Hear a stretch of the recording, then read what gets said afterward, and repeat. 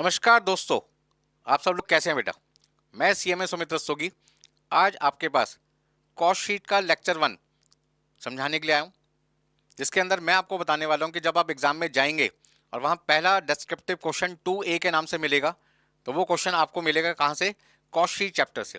तो पहला पॉइंट है कि सर कॉस्ट शीट बनाता कौन है, ठीक है ना, और बनवाता कौन है। दो अलग अलग बातें हो गई। कॉस्ट शीट बनाने का काम करते हैं सीएमए, और कौन बनवा रहा है? Manufacturing business. तो ध्यान से समझिए।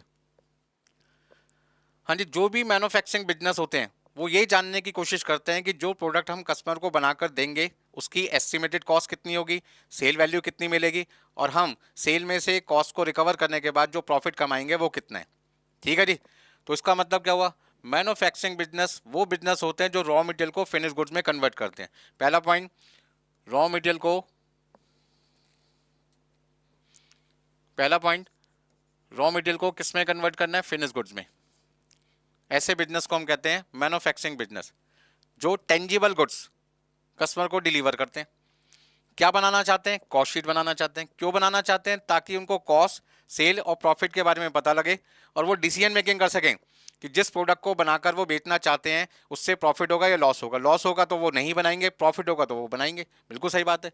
नेक्स्ट पॉइंट, जब मैन्युफैक्चर कॉस्ट शीट बनवाएंगे तो किससे बनवाएंगे? जिम्मेदारी हम किसको दे देंगे? सीएमए को, कॉस्ट एंड मैनेजमेंट अकाउंटेंट को, जिन्हें बहुत ज़्यादा एक्सपीरियंस होता है, अनुभव होता है किस चीज़ का? खर्चों की जो कैलकुलेशन है उन्हें करने का, कि कौन कौन से खर्चे इस प्रोडक्ट को बनाने में कितने कितने लगेंगे, वो सारी चीज़ें कैलकुलेट करके आपको बताएंगे। देन उसके बाद आप डिसाइड कर पाएंगे कि प्रोडक्ट बनेगा या नहीं बनेगा। अब जब हमने सीएमए से पूछा कि भाई जब आप कॉस्ट शीट बना के दोगे हमें गुड्स की, तो उस केस में आप अपनी कॉस्ट को कितने पार्ट्स में डिवाइड करोगे? उन्होंने कहा भाई साहब दो कॉस्ट होती है हमारी। मैंने कहा कौन कौन सी? कहते हैं जी पहली कॉस्ट होती है आपकी डायरेक्ट कॉस्ट और दूसरी आपके पास होती है इनडायरेक्ट कॉस्ट। मैंने कहा सर डायरेक्ट कॉस्ट और इनडायरेक्ट कॉस्ट के बीच में क्या डिफरेंस होता है? उन्होंने कहा डायरेक्ट कॉस्ट और इनडायरेक्ट कॉस्ट के बीच में क्या डिफरेंस है, अभी हम आपको बहुत डिटेल में समझाते हैं। पहला point, direct cost. Direct cost वो कॉस्ट होती है जो किसी प्रोडक्ट को बनाने में आसानी से आइडेंटिफाई की जा सके। आइडेंटिफाई करने का मतलब क्या? मान लीजिए मैं एक टेबल बना रहा हूँ। क्या बना रहा हूँ? टेबल। फर्नीचर का काम है, एक टेबल बना रहा हूँ। उस टेबल को बनाने में मैंने कारपेंटर से पूछा कि भाई टिम्बर के कितने पीसेज आपको चाहिए। उसने कहा जो टेबल आप बनवाना चाहते हैं उस टेबल को बनवाने के लिए हमें 2 पीसेस चाहिए टिम्बर के। एक पीस 500 रुपये का आता है, 2 पीस कितने हो गए? 1000 रुपये के हो गए। इसका ना इस एक टेबल को बनाने में 1000 रुपये का टिम्बर चाहिए। मैंने कहा दूसरी टेबल बनाने में, वो कहता फिर से 2 पीस चाहिए 1000 रुपये का। इसका मतलब क्या हुआ? हर एक टेबल को बनाने में टिम्बर के 2 पीसेज लग रहे हैं। आइडेंटिफाई हो गया कि एक टेबल में कितने पीसेज लग रहे हैं? 2। कितने रुपए के लग रहे हैं? 1000 के। इसका मतलब क्या हुआ? ऐसी कॉस्ट मेरे लिए कौन सी कॉस्ट होगी? Direct cost. दूसरा पॉइंट, सर इनडायरेक्ट कॉस्ट क्या होती है?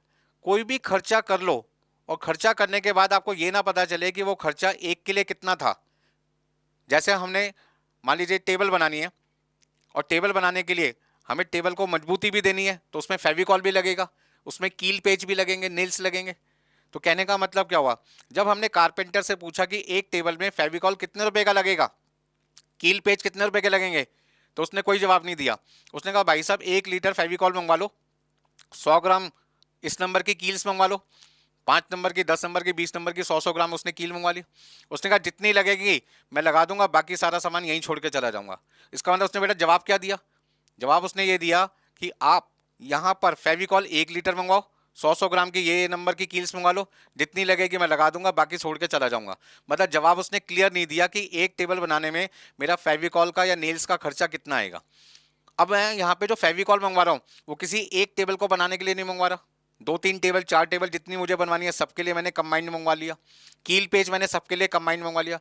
खर्चा मैंने किया, लेकिन खर्चा करने के दौरान मुझे ये अनुभव हो गया, ये पता लग गया कि ये खर्चा मैं किसी एक टेबल के लिए नहीं कर रहा, सबके लिए कर रहा हूँ।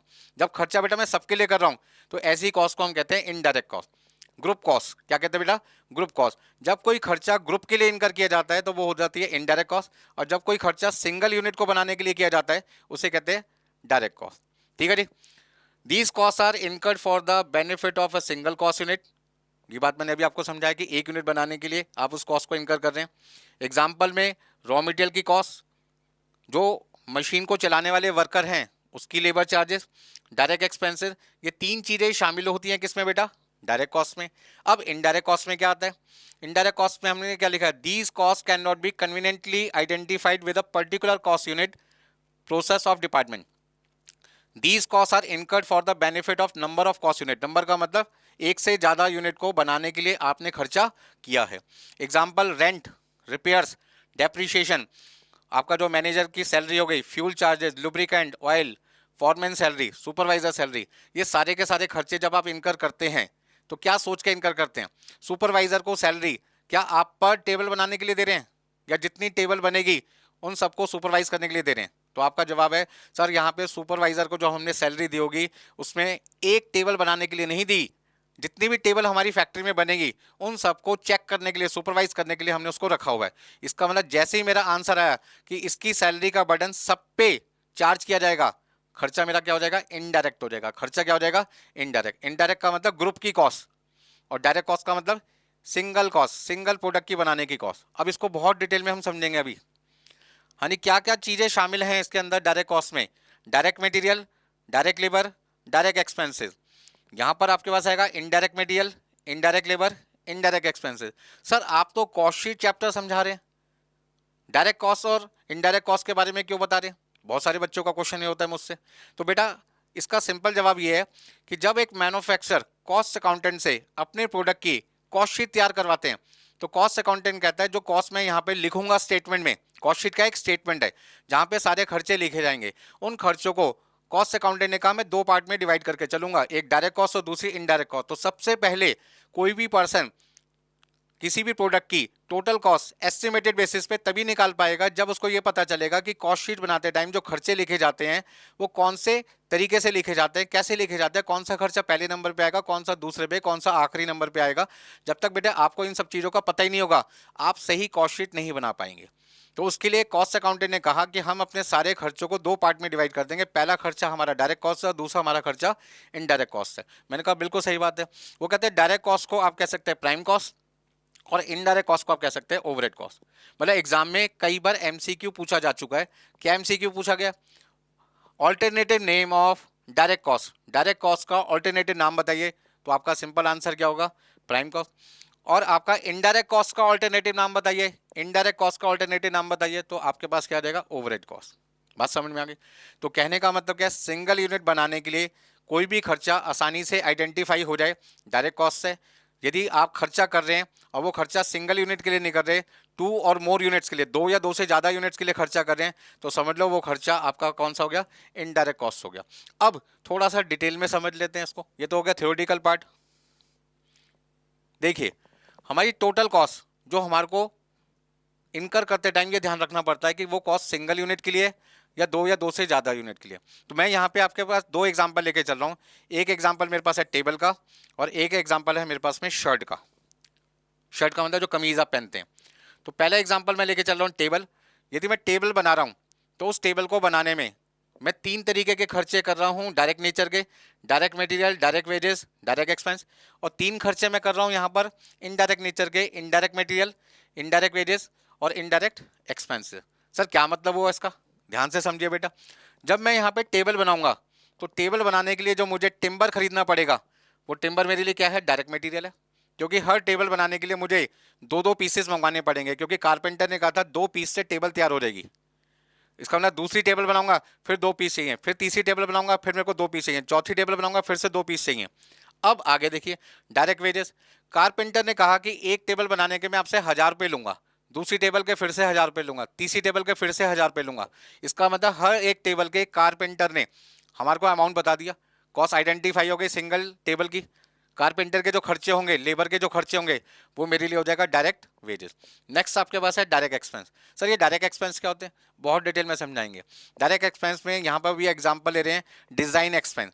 जो टेबल मुझे बनाकर कस्टमर को बेचनी है, क्या सभी टेबल का डिजाइन एक जैसा हो या सबकी लुक अलग अलग देखने में अट्रैक्टिव होनी चाहिए? जब आप किसी फर्नीचर शोरूम में जाते हैं और वहाँ पे टेबल खरीदनी है आपको, तो और वहाँ पर जितना भी दुकानदार ने टेबल लगा रखी है सबका सेम डिज़ाइन है, तो आप क्या कहते हो छूटते ही, भैया इस डिज़ाइन के अलावा कोई और टेबल भी आपके पास में है? उसको वो कहता है जी नहीं है। इसका मतलब क्या हुआ? उसने डिज़ाइन के ऊपर कोई खर्चा नहीं किया। तो आप क्या कहते हो? भैया राम राम, मैं यहाँ से निकल रहा हूँ, मैं दूसरे शोरूम में जाऊँगा, मेरे को ये डिज़ाइन पसंद नहीं आया, आपके पास कोई और डिज़ाइन होता वो पसंद आता तो मैं आपसे टेबल ले लेता। अब उसी के साथ में दूसरा शोरूम भी था, उसके यहाँ पे 20 टेबल रखी थी, साइज लगभग सबका सेम था, लेकिन डिज़ाइन सबका क्या था, डिफरेंट था। इसका अंदर उसने हर टेबल के लिए अलग अलग डिज़ाइन पे खर्चा किया, आपको उनमें से एक डिज़ाइन पसंद आ गया और आपने वो टेबल परचेज कर ली। इसका मतलब डिज़ाइन पे किया गया खर्चा हमारा डायरेक्ट एक्सपेंस का एग्जाम्पल है। Next point, indirect material. जब हमने टेबल बनाई तो उसके लिए फेविकॉल का इस्तेमाल किया, कील पेज का इस्तेमाल किया, वो आपके पास हो गया इनडायरेक्ट मटेरियल। हमने मैनेजर को सैलरी दी, सुपरवाइजर को सैलरी दी, जो हमारे ऑफिस में एम्प्लॉइज काम कर रहे हैं उनको सैलरी दी, जो सेल डिपार्टमेंट में है उनको, जो एम्प्लॉइज काम कर रहे हैं उनको सैलरी दी, कमीशन दी सेल्स मैनेजर को कि भाई आप इतना टारगेट पूरा करोगे तो ये कमीशन भी मिलेगी। ठीक है जी, ये सारे के सारे पैसे जो हमने अपने एम्प्लॉइज को दिए वो सारे के सारे पैसे किस में आएगा, इनडायरेक्ट वेजेस। अब एग्जाम में बहुत ज़्यादा कन्फ्यूज़न होती है बच्चों को, सर हमें कैसे पता लगेगा कि जो पैसे हमने कारपेंटर को दिए वो डायरेक्ट है और जो पैसे हमने मैनेजर को दिए वो इनडायरेक्ट है। तो इसका सिंपल तरीका, वो वर्कर जो मशीन पे खड़े रहकर बिना उसकी मदद के, बिना उसके आपका प्रोडक्ट तैयार ही नहीं हो सकता। जो मशीन को ऑपरेट कर रहा है, मशीन के बटन दबा रहा है, मशीन में एडजस्टमेंट कर रहा है, वो वर्कर हमारे लिए डायरेक्ट वर्कर है। लेकिन जो सुपरवाइजर है, जो हेल्पर है, जो मैनेजर है, वो उस मशीन से काम ही नहीं कर रहा, उस मशीन से रॉ मटेरियल को फिनिश गुड में कन्वर्ट ही नहीं कर रहा। सिंपल भाषा में समझो, जिस वर्कर ने रॉ मटेरियल को फिनिश गुड्स में कन्वर्ट किया वो वर्कर हो गया आपका डायरेक्ट, और जिसने कन्वर्ट नहीं किया, सिर्फ मदद किया, दूर रह के सामान ला के दे दिया मेन वर्कर को, या सुपरवाइजर देख रहा है काम सही से चल रहा है नहीं चल रहा, मैनेजर देख रहा है भाई प्रोडक्शन सही तरीके से हो रही है नहीं हो रही, जो क्वांटिटी जिस दिन बनी थी उस दिन बनी नहीं बनी, वो खुद थोड़ी बना रहा है। तो ऐसे केस में उसकी जो वेजेस होगी, उसकी जो सैलरी होगी, उसका जो अमाउंट हमने उसको दिया होगा, वो सारा का सारा क्या आएगा बेटा, इनडायरेक्ट वेजेस आएगा। नेक्स्ट आपके पास है indirect expense, rent, lighting, power, आपके पास में इंश्योरेंस, डेप्रीशिएशन, ये सारे के सारे खर्चे आपके किस में आ जाएंगे, इनडायरेक्ट में आ जाएंगे। बात समझ में आ गई? चलिए नेक्स्ट एग्जाम्पल शर्ट का। अब जो शर्ट हम बनाते हैं, उस शर्ट को बनाने में सबसे पहले हमें कपड़ा चाहिए और हमें एक टेलर की रिक्वायरमेंट होगी, एक्सपर्ट बंदे की रिक्वायरमेंट होगी, जो उस कपड़े से जैसी आपको शर्ट चाहिए वैसी वो शर्ट आपको बना के देगा।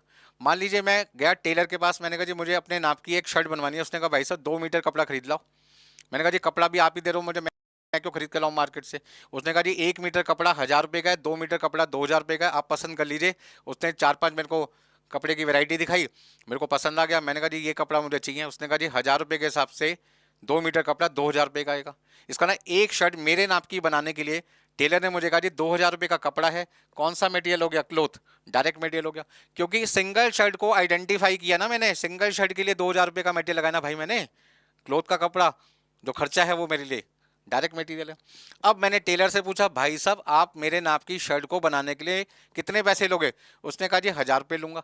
तो 1000 रुपये इस एक लौती शर्ट को बनाने के लिए, एक सिंगल शर्ट को बनाने के लिए उसने मुझसे मांगे, डायरेक्ट वेजेस हो गया।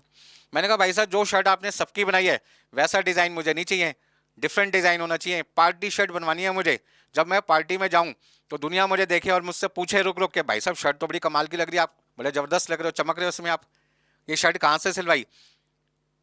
मतलब समझ में आ रहा है, वो शर्ट का डिज़ाइन इतना ज़बरदस्त लोगों को लगना चाहिए कि लोग उस शर्ट का फ़ैन हो जाएं। और वो फ़ैन कब होंगे, जब आप डिज़ाइन पे खर्चा करोगे। तो डिज़ाइन का जो खर्चा होगा वो आपके लिए फिर से क्या हो जाएगा, डायरेक्ट एक्सपेंस हो जाएगा। ठीक है जी। अब शर्ट को बनाने के लिए धागा चाहिए, बटन चाहिए, ये आपके लिए क्या आ जाएगा, इनडायरेक्ट मटेरियल आ जाएगा।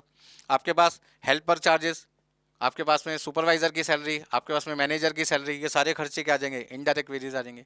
फैक्ट्री के अंदर आपको फैक्ट्री का रेंट देना पड़ेगा, ऑफिस में ऑफिस का रेंट देना पड़ेगा, शोरूम है तो शोरूम का रेंट देना पड़ेगा, डेप्रीशिएशन लगेगी जितनी भी फिक्स्ड एसेट आप यूज़ कर रहे हैं, वो सारे खर्चे आपके पास कहाँ आ जाएंगे, इनडायरेक्ट एक्सपेंसेस में आ जाएंगे। बात समझ में आ रही है? तो इसका मतलब जब हम किसी प्रोडक्ट की कॉस्ट शीट तैयार करते हैं तो सबसे पहले मैन्युफैक्चरर सीएमए को कहता है ये काम आपको दिया जा रहा है, आप कैसे करोगे। तो वो कहते हैं जी बहुत आसान काम है, मेरे को कोई दिक्कत नहीं है, मैं अपनी कॉस्ट को पहले आइडेंटिफाई करूंगा, डायरेक्ट कॉस्ट से या इनडायरेक्ट कॉस्ट से, और डायरेक्ट में भी अपने खर्चे को फिर से 3 पार्ट में डिवाइड कर दूंगा, direct material, direct wages, direct expense, और जो मेरी इनडायरेक्ट कॉस्ट है जिसको ओवरहेड कॉस्ट कहते हैं उसे भी मैं क्या करूंगा, 3 पार्ट में डिवाइड करूंगा, indirect material, indirect wages and indirect expenses. मैंने कहा जी आप पता कैसे लगाते हो। उसने कहा बिल्कुल सिंपल जवाब, भाई साहब कोई भी खर्चा सिंगल यूनिट को बनाने के लिए आसानी से आइडेंटिफाई हो जाए, कैलकुलेट किया जाए डायरेक्ट कॉस्ट से, यदि खर्चा सिंगल यूनिट के लिए नहीं किया जा रहा, 2 या 2 से ज़्यादा यूनिट को बनाने के लिए एक साथ किया जा रहा है और वो खर्चा करने के बाद सब पे बांटा जाएगा, डिस्ट्रीब्यूशन किया जाएगा, तो वो कॉस्ट हमारे लिए कौन सी कॉस्ट होती है? इनडायरेक्ट कॉस्ट होती है। बस समझ में आ गई? बिल्कुल। चलिए अभी आगे चलते हैं। अब डायरेक्ट एक्सपेंस क्या होता है? बहुत बच्चे कंफ्यूज रहते हैं और ये प्रैक्टिकल के साथ साथ थ्योरी के लिए भी बड़ा इंपॉर्टेंट है, जो एमसीक्यू के अंदर कवर होता है। Direct expenses cost accounting standard 10 में कवर किया जाता है। पहला एमसीक्यू तो यही आ जाएगा कि कौन सा cost accounting standard direct expense के लिए एप्लीकेबल है, तो आपका आंसर हो गया कॉस्ट अकाउंटिंग स्टैंडर्ड 10। ठीक है जी।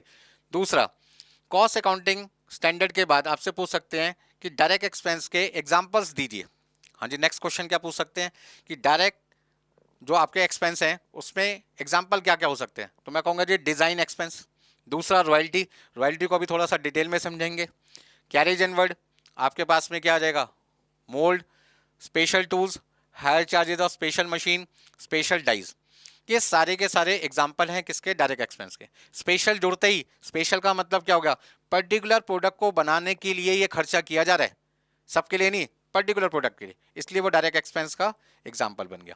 अब यहाँ पे ध्यान से समझिए, मोल्ड का मतलब क्या होता है? मोल्ड का मतलब होता है कोई किसी चीज को बनाने का ढांचा। जैसे ये जो आपको मोल्ड दिखाई दे रहा है, इसमें मुझे प्लास्टिक चेयर बनानी है, ये मेरी चेयर है, ठीक है ना। एक चेयर बनाना चाहता हूं मैं। इस चेयर को बनाने के लिए मैं क्या करूंगा? सबसे पहले प्लास्टिक परचेज करूंगा, ठीक है जी, और उस प्लास्टिक को मशीन के अंदर डालूंगा। मशीन के अंदर काम क्या होगा? उस प्लास्टिक को मेल्ट किया जाएगा। मेल्ट करने के बाद यहाँ पर जो हमारा मोल्ड है, जो ढांचा है, जो स्ट्रक्चर है, उसमें उसको प्रेस किया जाएगा मशीन के थ्रू। और थोड़ी देर में हम क्या देखेंगे कि वो जो हमारी प्लास्टिक छोटे छोटे दानों की फॉर्म में थी, जब उसको मेल्ट किया गया और इस मशीन में डाला गया, ढांचे में डाला गया, तो ढांचे में डालने के बाद हमने क्या देखा? ये हमारा चेयर तैयार हो गया।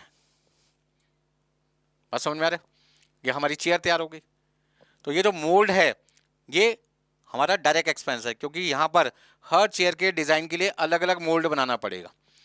किसी में हैंडल होगा, किसी में हैंडल नहीं होगा, किसी में सपोर्ट साइड में होगी, किसी में नहीं होगी, कोई राउंड शेप में होगी, कोई स्क्वायर शेप में होगी, अलग अलग डिज़ाइन होंगे, अलग अलग मोल्ड का स्ट्रक्चर होगा। तो आपकी जो चेयर है, जो फिनिश प्रोडक्ट है, वो भी बेटा क्या बनेगी? अलग अलग बनेगी।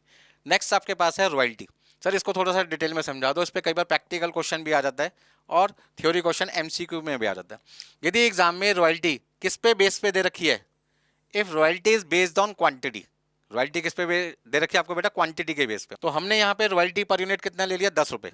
ध्यान से समझें, यदि मैन्युफैक्चरर किसी प्रोडक्ट को बनाने के लिए रॉयल्टी पे कर रहे हैं और वो रॉयल्टी प्रोडक्शन के बेस पे दे रहे हैं, पर यूनिट फिक्स हो चुका है, पर यूनिट फिक्स हो चुका है। यदि रॉयल्टी आपका पर यूनिट फिक्स हो चुका है 10 रुपये और आप 10,000 यूनिट बनाते हैं, आपका खर्चा 1 लाख रुपये आता है। आप 20,000 यूनिट बनाते हैं, आपका खर्चा 2 लाख रुपये आता है। आप 100 यूनिट बनाते हैं, आपका खर्चा 1,000 रुपये आता है। तो आप उसे कहते हैं royalty based on production. Royalty based on production, और वो खर्चा किस में काउंट किया जाएगा? डायरेक्ट एक्सपेंस में। इसी तरीके से रॉयल्टी बेस्ड ऑन प्रोडक्शन की जगह आ सकता है royalty based on quantity sold. Quantity sold, जितनी क्वांटिटी आप बेचोगे उसके बेस पे आपको रॉयल्टी पे करनी है। मान लो आपने यहाँ पे डिसाइड किया कि जो क्वांटिटी बिकेगी, हर क्वांटिटी पे हम 5 रुपये की रॉयल्टी पे करेंगे। हर एक यूनिट बेचने पे हम 5 रुपये की रॉयल्टी पे करेंगे। तो यदि मैं 8,000 यूनिट बेचूंगा तो 5 रुपये के हिसाब से मुझे रॉयल्टी कितनी पे करनी पड़ेगी? 40,000। आपको क्या ध्यान रखना है कि रॉयल्टी का खर्चा डायरेक्ट एक्सपेंस में कब कवर होगा? जब आपका खर्चा रॉयल्टी का पर यूनिट दे रखा होगा और आप उसे क्वांटिटी से मल्टीप्लाई करेंगे, तो उस केस में रॉयल्टी का खर्चा आपका डायरेक्ट एक्सपेंस में आ जाएगा। ठीक है ना। एग्जाम्पल हम ले सकते हैं रॉयल्टी का। जब मान लीजिए किसी पर्सन से आप उसकी स्पेशल सर्विस लेते हैं तो आप उसको पैसे दे रहे हैं। फॉर एग्जाम्पल, जो हमारी अकाउंटिंग बुक्स हैं, टीएस ग्रेवाल का नाम आपने सुना होगा, ठीक है जी। एस शान एक पब्लिशर है, वो टीएस ग्रेवाल वाले को कहते हैं कि भाई आपने जो बुक हमें दी है लिख के, उसके पैसे तो हमने आपको दे दिए जो मटेरियल लगाए, बट हम चाहते हैं कि जब ये बुक मार्केट में बेचें तो आपका नाम लगाकर बेचें। तो टीएस ग्रेवाल वालों ने बोला कि भाई मैं अपना नाम क्यों लगाने दूं? आपने मुझे पैसे किसके दिए हैं? आपने मुझे पैसे किस चीज़ के दिए हैं? 11th की बुक बनवाई, तो 11th का जो कोर्स है उसके चैप्टर्स के जो भी मटेरियल था वो आपने मेरे से बनवाया और मैंने आपको बना के दे दिया, आपने मुझे उसके पैसे दे दिए। बट आप हर बुक पे मेरा नाम लगाकर बुक को मार्केट में बेचोगे तो मेरा नाम यूज़ करोगे ना। आप मान लीजिए 11th क्लास में या 12th क्लास में, या आपके फ्रेंड्स या आपके भाई बहन को 11th 12th में है, और टीचर कहता है जाके भैया अकाउंट्स की बुक खरीद लाओ। बच्चा कहता है सर कौन सी? तो टीचर क्या कहता है? टीएस ग्रेवाल के नाम की बुक खरीद लो। इसका मतलब कोई भी एस चांद जो पब्लिशर है उसका नाम जानता ही नहीं है। वो कहता है दुकानदार को भैया टीएस ग्रेवाल की 11th की बुक दे दो, टीएस ग्रेवाल की 12th की बुक दे दो। इसका मतलब टीएस ग्रेवाल को क्या पता लगा कि यार मेरे नाम से ये बुक मार्केट में बेच रहे हैं, मेरा नाम यूज कर रहे हैं। तो टीएस ग्रेवाल वालों ने एस चांद वालों से क्या कहा कि आप मेरा नाम यूज करो, मुझे कोई आपत्ति नहीं है, लेकिन हर एक बुक पर मुझे 10 रुपए दे दो। जितनी क्वांटिटी बनाओगे 10 रुपए दे दो। यदि आप 10,000 यूनिट बनाते हो तो मुझे 1,00,000 रुपए दे दो। एग्रीमेंट मेरा प्रोडक्शन पे हुआ है तो प्रोडक्शन पे रॉयल्टी मिलेगी। यदि एग्रीमेंट क्वांटिटी सोल्ड पे हुआ है तो क्वांटिटी सोल्ड। तो डिपेंड करता है कि एस चांद का टीएस ग्रेवाल वालों के साथ जो एग्रीमेंट हुआ है वो पर यूनिट होना चाहिए, या तो क्वांटिटी प्रोड्यूस पे या क्वांटिटी सोल्ड पे। तो जो भी अमाउंट निकल के आएगा वो कौन सी हेडिंग में आ जाएगा? डायरेक्ट एक्सपेंस में आ जाएगा। एग्जांपल क्लियर हो गया बेटा? बिल्कुल। चलिए आगे चलते हैं।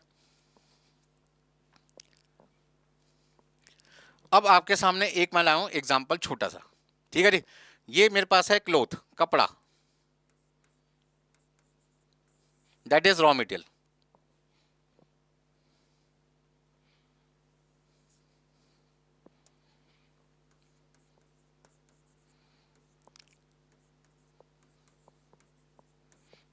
ठीक है जी। ये मेरे पास है फिनिश गुड्स,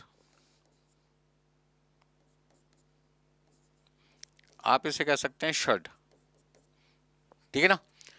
तो रॉ मटेरियल का इस्तेमाल करके हमने क्या बनाया? फिनिश गुड्स बनाया। तो रॉ मटेरियल को फिनिश गुड्स बनाने के लिए कहीं ना कहीं, मतलब मुझे ये शर्ट बनानी है इस रॉ मटेरियल से, इस कपड़े से, बट उसके लिए मुझे क्या करना पड़ेगा? ये सारे खर्चे भी करने पड़ेंगे। इस खर्चे में ये जो पर्सन आपको दिखाई दे रहा है ये मेरे लिए टेलर हो गया, ठीक है ना। तो टेलर मेरे लिए क्या है? Direct wages. टेलर मेरे लिए क्या है? Direct wages. कपड़ा मेरे लिए क्या है? Raw material. रॉ मटेरियल को हम कह सकते हैं डायरेक्ट मटेरियल, ठीक है जी। ये जो धागा आपको दिखाई दे रहा है, थ्रेड, ये मेरे लिए इनडायरेक्ट मटेरियल हो गया, ठीक है जी। ये जो मशीन यूज हो रही है इसका जो डेप्रीशिएशन है ये मेरा इनडायरेक्ट एक्सपेंस हो गया, ठीक है जी। जिस जगह ये वर्कर काम कर रहा है उस जगह का जो रेंट होगा वो मेरे लिए क्या है? इनडायरेक्ट एक्सपेंस है, ठीक है जी।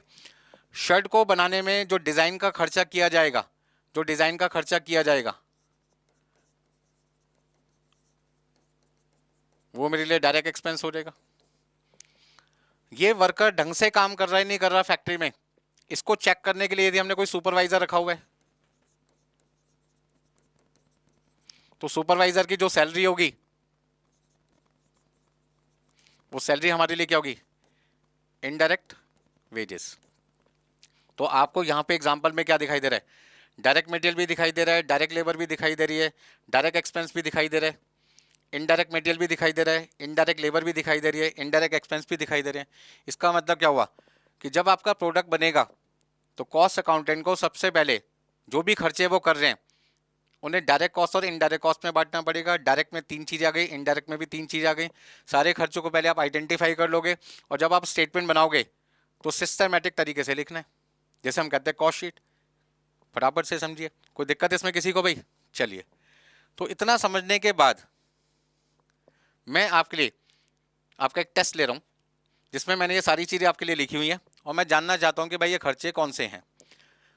टिम्बर आपके लिए कौन सा खर्चा है, स्टेशनरी आपके लिए कौन सा खर्चा है, कारपेंटर चार्जेस कौन सा खर्चा है, मैनेजर की सैलरी आपके लिए कौन सा एक्सपेंस है, आपका डेप्रीशिएशन ऑन मशीनरी कौन सा एक्सपेंस है, rent, design expense, supervisor salary, insurance, tailor charges, thread, Fevicol and nails. फटाफट से आप समय लीजिए और बताइए मुझे 5 मिनट में कि ये सारे आंसर क्या क्या हैं। कौन सा डायरेक्ट एक्सपेंस है, कौन सा आपका इनडायरेक्ट एक्सपेंस है, कौन सा आपके लिए डायरेक्ट वेजेज है, कौन सी इनडायरेक्ट वेजेज है, कौन सा डायरेक्ट मटेरियल है, कौन सा इनडायरेक्ट मटेरियल है। मतलब 6 क्लासिफिकेशन आपको यहाँ पर करने हैं, ठीक है जी। फटाफट से देखिए। अब आगे चलते हैं।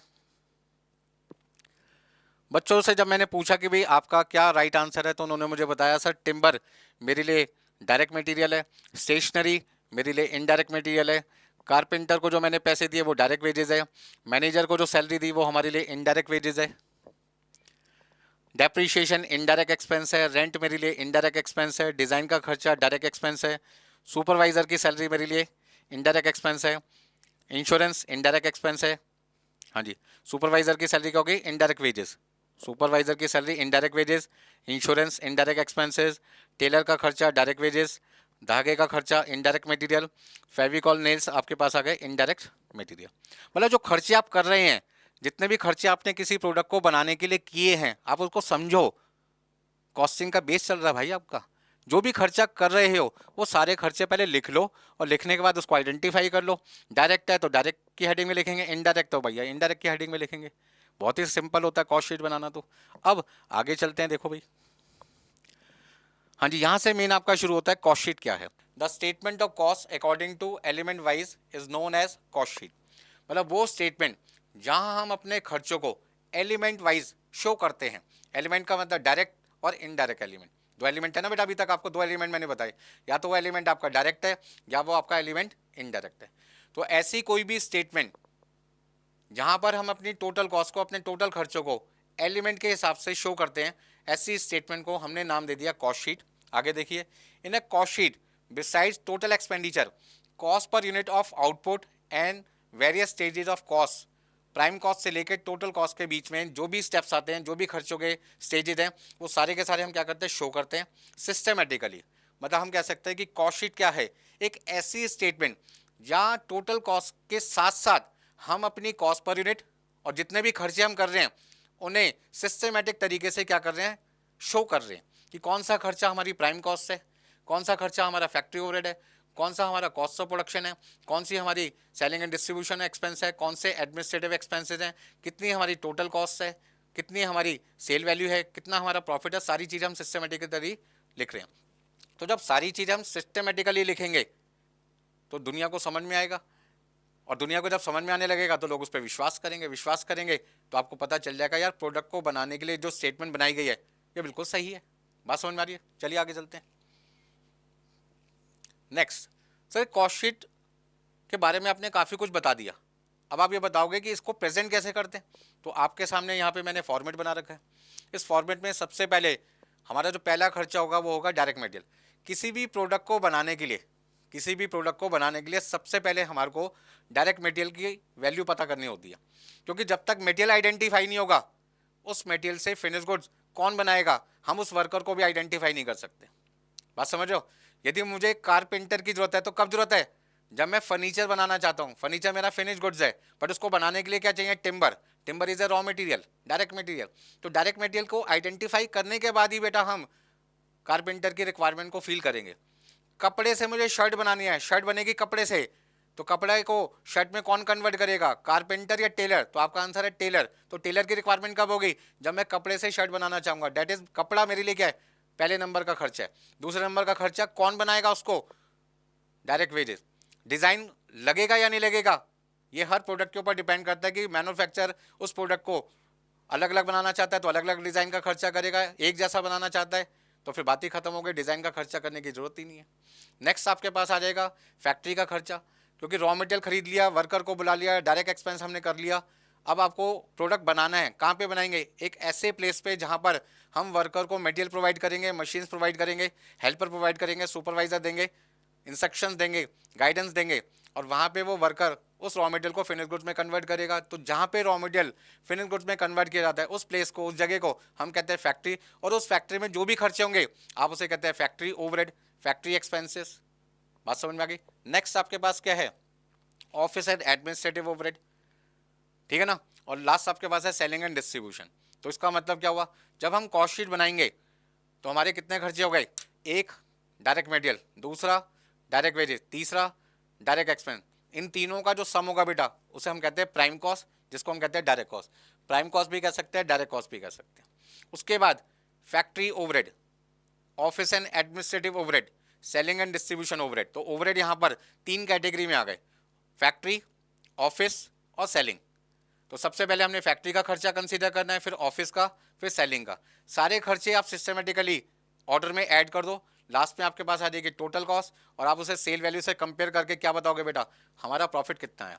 प्रॉफिट आएगा सबको अच्छा लगेगा, लॉस आएगा तो मैन्युफैक्चरर कहेगा जी इस प्रोडक्ट को बनाने की कोई जरूरत नहीं है, बंद करो इसकी प्रोडक्शन। बात समझ में आ रही है? डिसीजन मेकिंग कर सकते हैं किसके बेस पे, कॉस्ट शीट के बेस पे। तो ये आपका फॉर्मेट है, इस फॉर्मेट का इस्तेमाल करके हमें अपने प्रोडक्ट की टोटल कॉस्ट, सेल वैल्यू और प्रॉफिट कंप्यूट करके मैनेजमेंट को बतानी है, ताकि मैनेजमेंट इस कॉस्ट के बेस पे, इस स्टेटमेंट के बेस पे डिसीजन मेकिंग करें कि प्रोडक्ट को कंटिन्यू रखना है या डिसकंटिन्यू रखना है। हाँ जी, कोई दिक्कत इसमें किसी को? चलिए आगे चलते हैं नेक्स्ट पॉइंट। अब यहां पर हम बात करते हैं कुछ बेसिक पॉइंट की। बेसिक पॉइंट में क्या क्या पॉइंट्स आएंगे आपके पास में? सबसे पहले जब हम कॉस्ट शीट बनाते हैं तो पहला पॉइंट हमें ध्यान देना है कि हमारा जो डायरेक्ट मटेरियल है उसके लिए लैंग्वेज क्या यूज होती है, तो आप उसे बोलते हैं direct material consume. Direct material consume हम कैसे निकालेंगे? हाँ जी, पहला तरीका, एग्जाम्पल 1, क्वेश्चन में लिखा है कि हम जो क्वांटिटी बना रहे हैं, क्वांटिटी प्रोड्यूस जो हम कर रहे हैं वो 10,000 यूनिट कर रहे हैं, और मटेरियल कॉस्ट पर यूनिट आपका 20 रुपये। तो आपकी रॉ मटेरियल कंज्यूम कितनी आ जाएगी? क्वांटिटी प्रोड्यूस को आपने मटेरियल कॉस्ट पर यूनिट से मल्टीप्लाई किया, 10,000 यूनिट बनाने में आपका मटेरियल 20 रुपये के हिसाब से 2 लाख रुपए का लगेगा। तो रॉ मटेरियल कंज्यूम आपके पास कितना आ जाएगा? 2 लाख रुपए। दूसरा एग्जाम्पल, एग्जाम्पल नंबर 2, जहां पर आपके पास में सिंपल इंफॉर्मेशन नहीं होगी, थोड़ी सी कैलकुलेशन आपको करनी पड़ेगी, थोड़ा सा मेहनत भी करना पड़ेगा। नंबर आपको अच्छे चाहिए, 60+ मार्क्स यदि आपको चाहिए तो डेफिनेटली आपको मेहनत क्या करनी पड़ेगी? ज़्यादा करनी पड़ेगी। तो अब हो सकता है कि यहाँ पे जो इन्फॉर्मेशन दे रखी है वो थोड़ी सी अलग हो। उसमें लिखा होगा रॉ मटेरियल परचेज, सपोज करते हैं क्वेश्चन में लिखा है 1 लाख रुपए। ये सारी इंफॉर्मेशन आपको किस में दे रखी है? अमाउंट में। फिर आपके पास है opening stock of raw material, आपको दे रखा है 10,000 रुपये। हाँ जी, closing stock of raw material आपको दे रखा है मान लीजिए 20,000 रुपये, ठीक है ना। और आपसे कहा जाए फाइंड रॉ मटेरियल कंज्यूम, तो ऐसे केस में आप जब सॉल्यूशन निकालेंगे तो raw material consume equal to क्या आएगा? Raw material purchase plus opening stock of raw material minus closing stock of raw material. मतलब कि आपने 1 लाख का मटेरियल खरीदा, 10,000 का मटेरियल आपके पास पहले से था, टोटल मटेरियल आपके पास जो अवेलेबल है वो आपके पास है 1,10,000, और उसमें से 20,000 का मटेरियल अभी आपने यूज़ नहीं किया। तो 1,10,000 में से यदि 20,000 का मटेरियल आपने यूज़ नहीं किया तो आपने मटेरियल कितने रुपए का यूज़ कर लिया? 90,000 का। तो रॉ मटेरियल कंज्यूम आपके पास कितना आ जाएगा? 90,000। इस तरीके से ये बेसिक पॉइंट्स हैं। जब आप कॉस्ट शीट बनाएंगे तो आपको देखना पड़ेगा कि जो इन्फॉर्मेशन आपको क्वेश्चन में दे रखी है वो पर यूनिट दे रखी है या इस तरीके की इन्फॉर्मेशन दे रखी है। ये छोटे छोटे एग्जाम्पल हैं, ठीक है ना। इसी तरीके से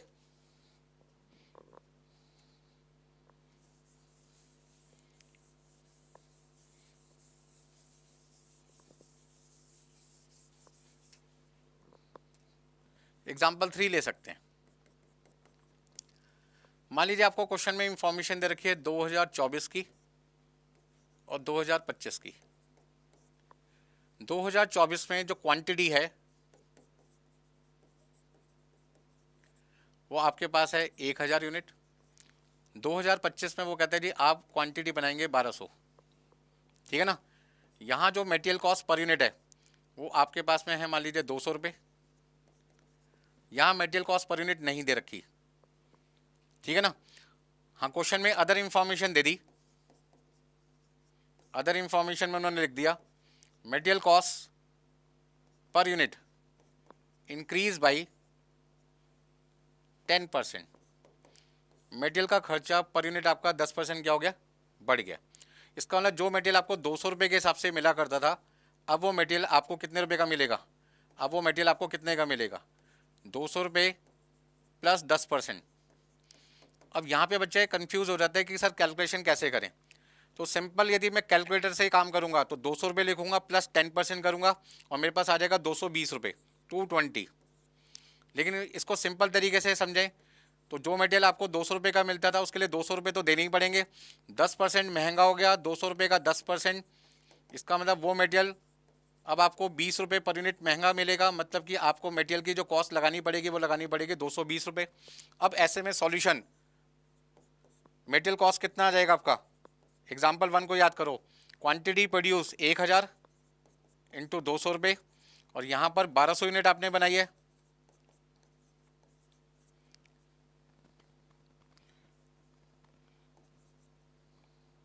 हाँ जी 1200 यूनिट आपने बनाई है। यहाँ आपने 1200 यूनिट बनाई है और 220 रुपये से आपको क्या करना है, मल्टीप्लाई करना है। तो कैलकुलेटर की मदद से आप यहाँ पे देखो तो आपका अमाउंट आ रहा है 2 लाख रुपये, और यहाँ कितना आ जाएगा, 1200 को मल्टीप्लाई करोगे 220 से तो आपके पास आ जाएगा 2,64,000। मतलब इस तरीके की भी इंफॉर्मेशन एग्जाम में मिल सकती है कि 2025 में बताइए आपकी मटेरियल कॉस्ट कितनी लगी। Find material cost for 2024 and 2025। MCQ में भी बना के दे सकते हैं आपसे, ठीक है ना। तो बहुत सिंपल चीज़ें होती हैं। इसी तरीके से आपका जो नेक्स्ट पॉइंट है वो है लेबर कॉस्ट का। नेक्स्ट पॉइंट आपके पास है लेबर कॉस्ट का, उसको भी समझ लेते हैं। कॉस्ट शीट बनाना बहुत आसान है, हर बच्चा बना सकता है, बट उसको ये पता होना चाहिए कि कौन सा खर्चा किस हेडिंग में लिखना है। ये सारी चीज़ें आज के लेक्चर में मैं आपको समझा रहा हूँ। देखिए भाई, नेक्स्ट आपके पास है point number 2, direct labour cost. Direct labour cost को हम कह सकते हैं यहाँ पर एम्प्लॉय कॉस्ट,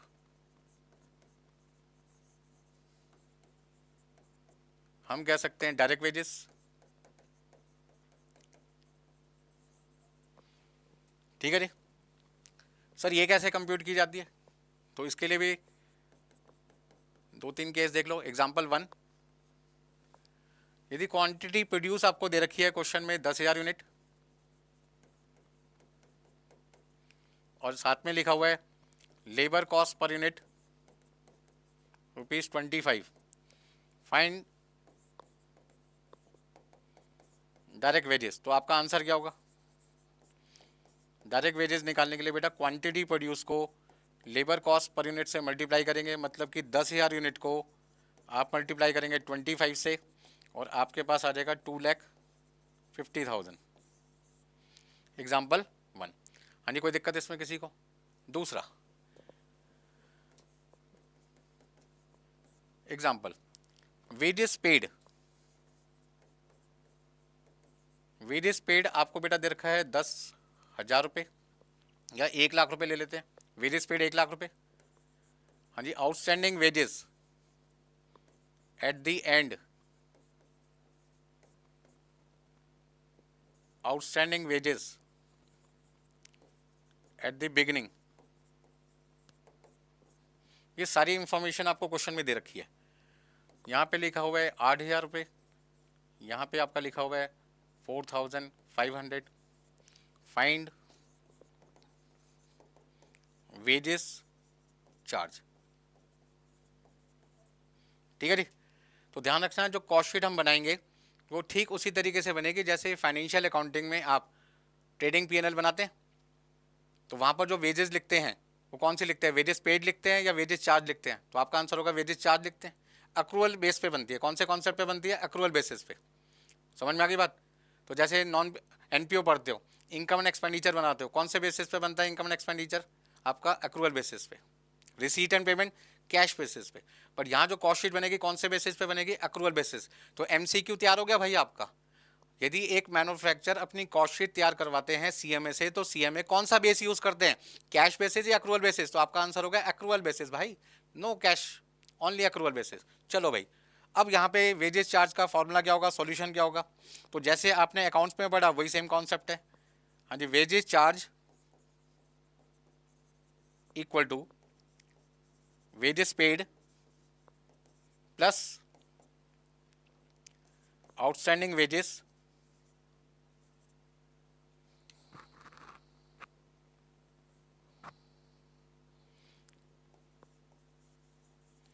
हाँ जी, एंड वाला हमें क्या करना है, प्लस करना है, और बिगनिंग वाला आउटस्टैंडिंग वेजेस क्या करते हैं, माइनस करते हैं। अब फटाफट से क्या करो, अपना आंसर निकाल दो। हाँ जी, 1 लाख रुपीज़ में आपने outstanding wages at the and 8,000 plus कर दिया और 4,500 माइनस कर दिया।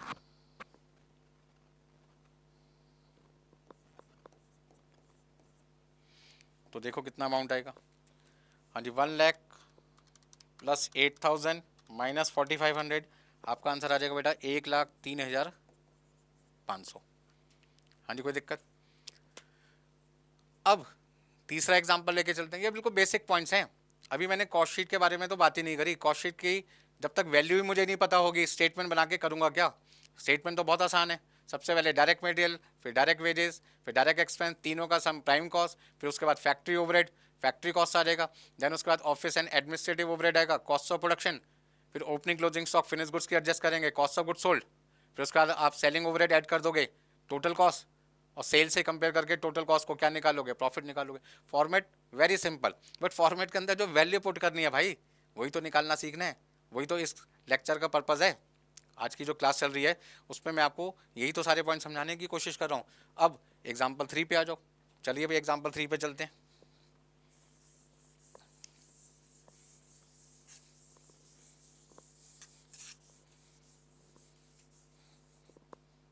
देखिए एग्जाम्पल 3, ठीक है ना। एग्जाम्पल 3 में मान लीजिए हमें 2024 और 2025 की इंफॉर्मेशन दे रखी है। मैं आपको सारे तरीके बता रहा हूँ, उन सभी तरीकों का इस्तेमाल करके आप आराम से सारे खर्चों की कंप्यूटेशन कर सकते हो, गलती नहीं होगी आपसे। अब ध्यान से समझिए, 2024 में जब हमने क्वांटिटी प्रोड्यूस करी तो 1,000 यूनिट प्रोड्यूस की। 2025 में कहते हैं जी आपकी जो प्रोडक्शन है वो इंक्रीज बाई 20% है। हाँ जी, 2025 में आपकी जो प्रोडक्शन होगी वो पहले के मुकाबले, पिछले साल के मुकाबले 20% ज़्यादा होगी। फिर हमने कहा जी लेबर कॉस्ट पर यूनिट कितना है? उन्होंने कहा लेबर कॉस्ट पर यूनिट आपके पास में है 20 रुपये। हाँ जी, labour cost per unit increase by 5% है। वो कहते हैं लेबर का जो खर्चा 20 रुपये पर यूनिट आ रहा था वो अगले साल 2025 में 5% क्या हो जाएगा? इंक्रीज हो जाएगा। एक नया पॉइंट आ गया, एफिशिएंसी इंक्रीज बाई 12%। 12% वर्कर की एफिशिएंसी इंक्रीज होगी। एफिशिएंसी भी किसकी इंक्रीज होगी? वर्कर की। एफिशिएंसी इंक्रीज होने का मतलब क्या होता है? जब वर्कर बार बार एक ही काम करता है तो पहले के मुकाबले वो कम समय में काम चालू कर देता है, उससे उसकी एफिशिएंसी क्या होती है? बढ़ती है। कई बार एफिशिएंसी घट भी सकती है, एफिशिएंसी बढ़ भी सकती है। क्वेश्चन में कुछ भी लिखा हो सकता है। घट क्यों सकती है? कल को जिस मशीन पे काम कर रहा है वो मशीन में कोई प्रॉब्लम आ जाए तो बार बार उसको रुकना पड़ता है, उसको रिपेयर करना पड़ता है, उससे एफिशिएंसी क्या होगी? घटेगी। एफिशिएंसी का मतलब कम समय का काम ज़्यादा समय में हो रहा है। और एफिशिएंसी बढ़ने का मतलब क्या? मशीन भी आपकी न्यू आ गई, न्यू टेक्नोलॉजी पे बेस्ड मशीन्स हैं, वर्कर भी एक्सपीरियंस है और उसका काम कम समय में होना शुरू हो जाए तो वर्कर की एफिशिएंसी क्या हो गई? बढ़ गई। इस तरीके के पॉइंट्स क्वेश्चन में लिखे हैं। 2025 में क्वांटिटी 20% ज़्यादा बनी, लेबर कॉस्ट पर यूनिट आपकी 5% बढ़ गई और एफिशिएंसी वर्कर की 12% इंक्रीज हो गई। बताइए 2025 की लेबर कॉस्ट कितनी है? हाँ जी, लेबर कॉस्ट आपको फाइंड करना है कौन सी ईयर का? Find labour cost for 2025। अब हम कैसे निकालेंगे? सबसे पहले हाँ जी, लेबर कॉस्ट निकालने के लिए हमें क्या करना पड़ेगा? चलो मैं यहाँ समझा देता हूँ आपको। हाँ जी, क्वांटिटी प्रोड्यूस प्लस आपकी यहाँ पे कितनी परसेंट क्वांटिटी बढ़ी है? 20%। तो हमारा फॉर्मूला क्या होता है? हमने जो क्वांटिटी बनानी है 2025 की वो आपको पता लगाना पड़ेगा। लेबर कॉस्ट पर यूनिट कितनी है वो हमें पता लगाना पड़ेगा, ठीक है ना। हमें यहाँ पे लेबर कॉस्ट निकालना है 2025 का, जिसको निकालने का हमारा फॉर्मूला क्या होगा भाई? Quantity produce into labour cost per unit. अब ध्यान दीजिए, हम यहाँ पर जो क्वांटिटी बनाना चाहते हैं वो 1,000 नहीं बनाना चाहते, 20% ज़्यादा। इसका ना 1,000 का 20% हुआ 200। तो अब हमारी क्वांटिटी कितनी बनेगी? ध्यान से समझो, क्वांटिटी प्रोड्यूस निकालने के लिए 2024 की जो क्वांटिटी थी वो 1,000 थी, उसमें 20% हमने प्रोडक्शन बढ़ा दिया, तो 1,000 का 20% 200 यूनिट हो गया और आपकी क्वांटिटी कितनी आ गई? 1,200 यूनिट आ गई। तो आप यहाँ पे लिखेंगे 1,200 यूनिट। अब नेक्स्ट आपको निकालना है लेबर कॉस्ट पर यूनिट।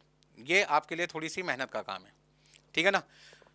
पिछली बार 2024 में वर्कर को 1 यूनिट बनाने के हम 20 रुपये देते थे, इस बार वर्कर कहता है जी मेरी इंक्रीमेंट करो। मैंने कहा कितनी? कहता है जी 5%। इसका मतलब क्या हुआ कि अब हमें 1 यूनिट की लेबर कॉस्ट कितनी देनी चाहिए? ध्यान से समझो, लेबर कॉस्ट पर यूनिट निकालनी है मुझे 2025 की। अभी मैं एफिशिएंसी वाले पॉइंट को कंसीडर नहीं कर रहा, अभी मैं नॉर्मल पॉइंट लेके चल रहा हूँ। पिछली बार मेरी लेबर थी 20 रुपये, 5% बढ़ानी है, तो 20 रुपये का 5% कितना आएगा? 1 रुपये।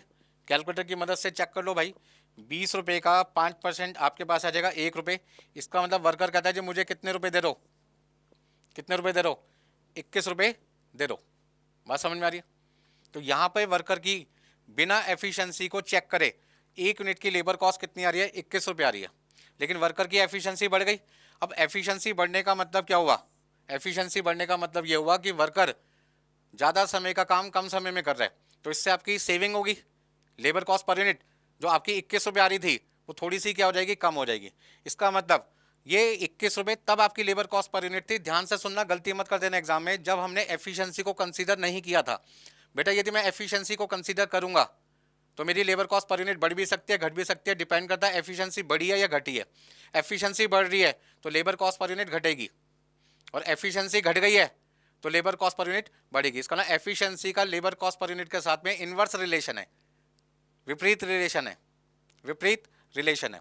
अब यहाँ पर मुझे जो लेबर कॉस्ट पर यूनिट चाहिए वो एफिशिएंसी को कंसीडर करने के बाद चाहिए। तो यहाँ पर जो थी बिफोर एफिशिएंसी है, ये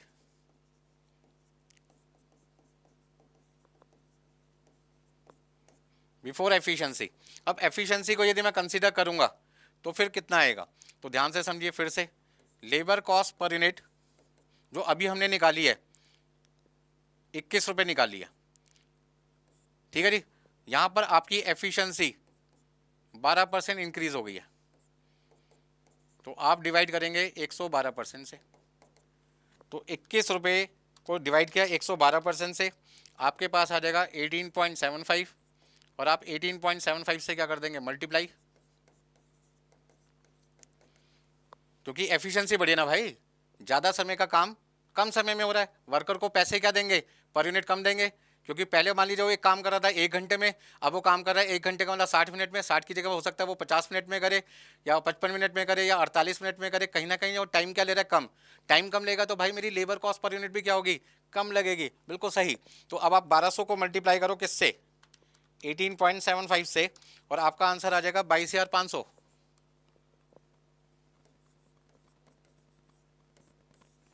और यदि आप 2024 की लेबर कॉस्ट निकालना चाहते हैं तो इन दोनों को सीधा सीधा मल्टीप्लाई करो। 1000 यूनिट 20 रुपये के हिसाब से 20,000। तो ये जो 20,000 रुपये की लेबर कॉस्ट थी वो 1000 यूनिट की थी, और ये जो 22,500 रुपये की लेबर कॉस्ट अब 2025 में दोगे वो कितनी यूनिट की दोगे? 1200 यूनिट की। तो आपको यहाँ पे लेबर के मैंने 3 एग्जाम्पल दिए। बात समझ में आ गई सबको? चलिए नेक्स्ट पॉइंट। कोई दिक्कत है इसमें किसी को? अब एक एग्जाम्पल मैं आपके लिए लेके आऊँ जिसमें हमें बनानी है कॉस्ट शीट। सबसे पहले हम बात करते हैं एग्जाम्पल 1 में, ये आपके स्टडी मटेरियल में भी दे रखा है, और इस बार जो 2025 जून में एग्जाम में क्वेश्चन आया था उसमें लगभग यही सारे पॉइंट्स थे। एक पॉइंट एक्स्ट्रा था, वो पॉइंट अभी हम डिस्कस करेंगे, ठीक है ना।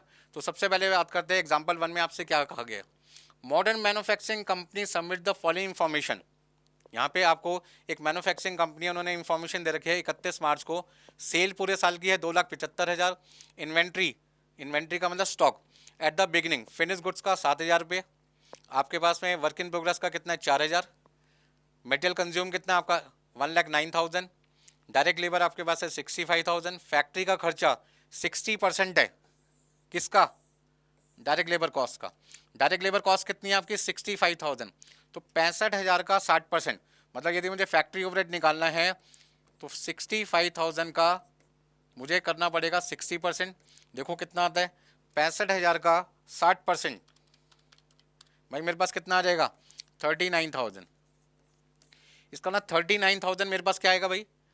फैक्ट्री का खर्चा आएगा, फैक्ट्री ओवरहेड आएगा। नेक्स्ट आपके पास है inventory at the and. Eight the and का मतलब क्लोजिंग, और ये आपका था एट द बिगिनिंग का मतलब ओपनिंग। तो ओपनिंग स्टॉक भी दे रखा है मुझे, क्लोजिंग स्टॉक भी दे रखा है, रॉ मटेरियल का भी, WIP का भी। आपके पास में other expenses, selling expenses sale का 10% है। सेलिंग एक्सपेंसेस सेल का 10% है, सेल मेरे पास है 2,75,000, 2,75,000 का 10% आपके पास आ जाएगा सेलिंग एक्सपेंसेस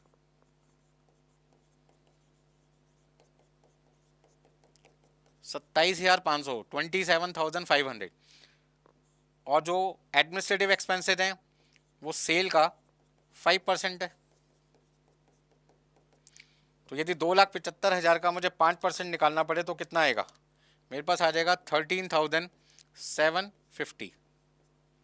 कोई दिक्कत इसमें किसी को? चलिए, तो इस तरीके से मुझे एक यहाँ पर एग्जाम्पल दिया है और इस एग्जाम्पल में मुझसे कहा जा रहा है क्या, prepare cost sheet, cost sheet तैयार कीजिए। अब कॉस्ट शीट बनाने के लिए सबसे पहले मुझे क्या करना पड़ेगा, एक फॉर्मेट तैयार करना पड़ेगा जिसमें पहला खर्चा क्या लिखूंगा बेटा, रॉ मटेरियल कंज्यूम, दूसरा लिखूंगा डायरेक्ट लेबर कॉस्ट, तीसरा लिखूंगा डायरेक्ट एक्सपेंस। क्वेश्चन में मैंने देखा डायरेक्ट एक्सपेंस की कोई जानकारी नहीं दे रखी, तो आपकी मर्जी है फॉर्मेट में लिखो या ना लिखो। लिखोगे और डायरेक्ट एक्सपेंस नहीं दे रखा तो नील लिख देना, और यदि डायरेक्ट एक्सपेंस ना लिखो तो सबसे अच्छी बात है, उसके आगे नील लिखने की जरूरत ही नहीं है।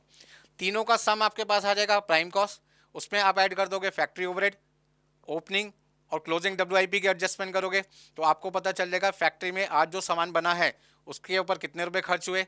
फिर आप ऑफिस एंड एडमिनिस्ट्रेटिव ओवरहेड का खर्चा ऐड करोगे, कॉस्ट ऑफ प्रोडक्शन आएगा। फिर आप उसमें ओपनिंग और क्लोजिंग स्टॉक की एडजस्टमेंट करोगे फिनिश गुड्स की, तो आपके पास क्या आ जाएगा, cost of goods sold. Selling overhead add कर दोगे, टोटल कॉस्ट आ जाएगा जिसको कहते हैं कॉस्ट ऑफ सेल, और सेल से कंपेयर करके आपके पास क्या आ जाएगा, प्रॉफिट।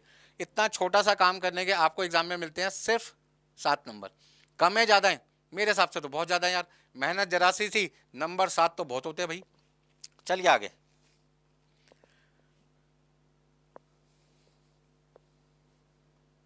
हाँ जी, अब क्वेश्चन तो मैंने समझ लिया, फॉर्मेट आपके सामने बना हुआ है, फटाफट से आप फॉर्मेट बनाइए और इसमें वैल्यू पुट करते जाइए। तो सबसे पहले हमें क्या करना है, जो फॉर्मेट हमने बनाया उसमें हमने लिखा direct material consume. Direct material consume हमें क्वेश्चन में दे रखा है 1,09,000, तो हमने यहाँ पे बेटा लिखा 1,09,000 रुपये, 1,09,000। फिर आपको यहाँ पे डायरेक्ट लेबर लिखना है, डायरेक्ट लेबर हमें दे रखा है 65,000। डायरेक्ट एक्सपेंस हमें क्वेश्चन में दे नहीं रखा, तो आपके पास टोटल वैल्यू कितनी आ जाएगी, 1,74,000, 1,74,000। हाँ जी, फैक्ट्री ओवरहेड, फैक्ट्री ओवरहेड आपके पास कितना था क्वेश्चन में, आपके पास था 60% of labour cost. Labour cost कितनी थी आपकी, 65,000, तो 65,000 का आपको यहाँ पे लिखना है 60%, और कैलकुलेशन अभी हमने करके भी दिखाई थी, आपका अमाउंट आया था 39,000। हाँ जी, चेक कर सकते हैं, 65,000 का 60% बेटा आपके पास कितना आएगा, 39,000। ओपनिंग WIP क्वेश्चन में आपको दे रखा है, ओपनिंग WIP क्वेश्चन में आपको दे रखा है 4,000, और क्लोजिंग आपके पास है 6,000। तो 4,000 आप प्लस कर देंगे और 6,000 बेटा आप क्या कर दोगे, माइनस कर दोगे। तो 4,000 प्लस करना है, 6,000 माइनस करना है, देखिए कितना आएगा आपके पास में। हाँ जी, 1,74,000 में प्लस किया 39,000, प्लस किया 4,000, माइनस किया 6,000, आपके पास आ जाएगा 2,11,000,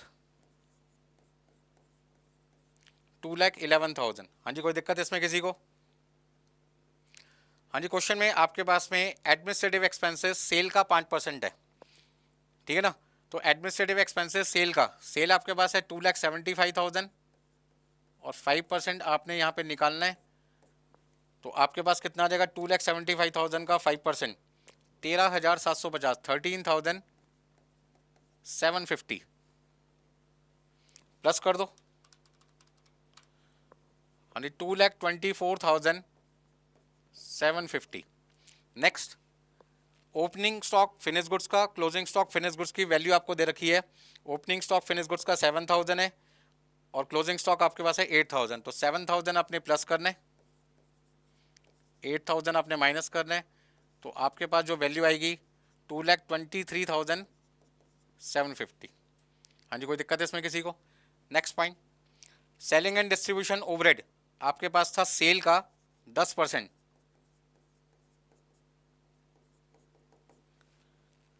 हाँ जी, 2,75,000 का 10% आपके पास आ जाएगा 27,500, और आप इसको ऐड कर दो, कितना आएगा,